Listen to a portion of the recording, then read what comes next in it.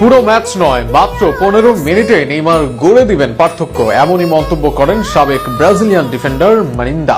এমনকি নেইমারের মতো প্রতিভাকে কোনো মতেই বিশ্বকাপের বাইরে রাখা যাবে না, এমনটা মনে করেন তিনি।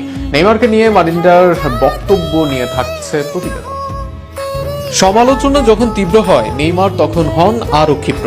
এই তো কিছুদিন আগেই আলোচনায় বিশ্বকাপে যাবেন না নেইমার, নেইমারকে ডাকবেন না কার্লো, মার্চেও খেলবেন না তিনি।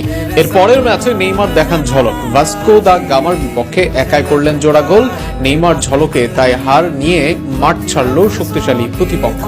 এবার নেইমারের এই সময় তার পাশে দাঁড়ালেন সাবেক ব্রাজিলিয়ান তারকা ফুটবলার।